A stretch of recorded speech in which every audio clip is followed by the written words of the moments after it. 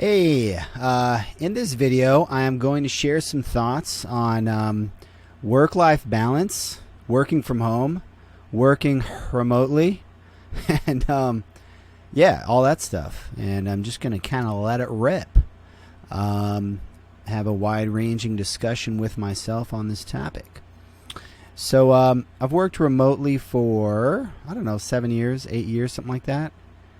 And it's been obviously cool overall. I mean, I think to be able to work from home is pretty sweet. You got to admit, but you get used to it. You get accustomed to it, and then you more so think about the negatives and the frustrations and the annoyances and stuff like that. And after a couple years, that's probably mostly what you think about, and you become completely ungrateful. You ungrateful heathen. So yeah, but yeah, it's and then it's one thing if you live, let's say, by yourself. That's probably a whole different dynamic than if you have a family with kids. I guess I'm mostly speaking from that perspective, since I guess I've had a family with kids this whole time. Yeah, I have. So yeah, it's I think it's so important to have separation from your kids, and I actually built this whole entire shed pretty much just for that reason, to get away from the kids. But yeah, it's there's different ways to do it. Some people have an office where they close the door and it's like kids can't come in. I used to do that. I used to lock the door because otherwise kids are coming in going crazy. But yeah, like that honestly feels like, weird. Like, it feels weird to do that. It's like, sounds weird just saying it. Like, what kind of a psychopath are you? But I think I think you have to create, you have to sort of manufacture a level of separation, in your home, that sort of approximates what you'd have by going to an office, right? You go to an office, you're separated. Like, your kids can't just run in while you're in a meeting. But that just sort of happens automatically. So like doing it intentionally feels weird. It's unnatural. I think that's the thing. It's totally unnatural to, in your living environment, to create this separation from your to put these walls up to separate you from your family. It's totally unnatural. I think that's the crux of why it's hard to do. And I think most people probably early on, for the first several years, don't really have the separation that they need, and they struggle with it. And work suffers, productivity suffers, and then your relationship with your family suffers because you're frustrated. You're just around each other way too much.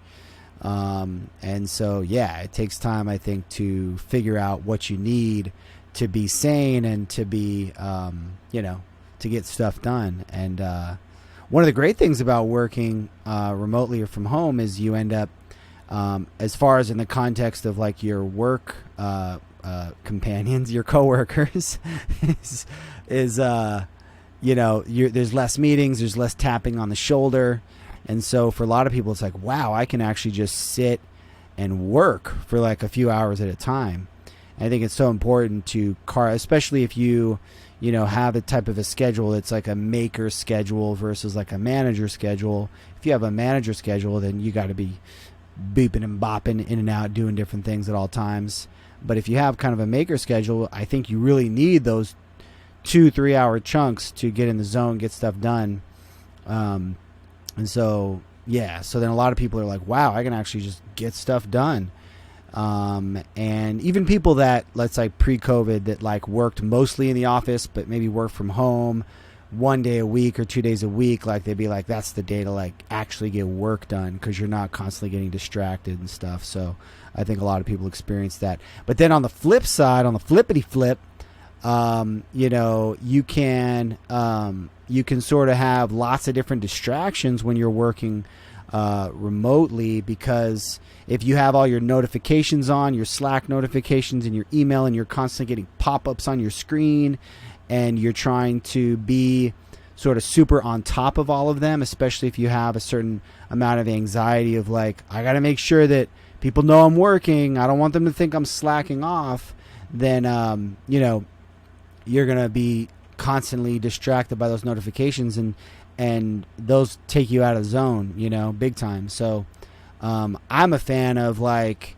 even when you're working remotely, having, again, those 2-hour chunks where you can just focus, turn off all notifications, right? If something's urgent, somebody should call you on the phone, right? I think that's the way to do it. No Slacks, turn everything off. And then, but you got to also communicate clear expectations, because if you're working remotely and, somebody's expecting you to respond and you don't respond for hours or days or something like that, they're gonna be like, what the heck? So, and if they do have an expectation that you're going to respond within minutes and you don't, they're going to be frustrated. So I think you got to set those expectations clearly, which can be tricky. So anyway, I think I could rant on this pretty much forever, but I just wanted to do this quick video and get some of these initial thoughts out. So there you have it.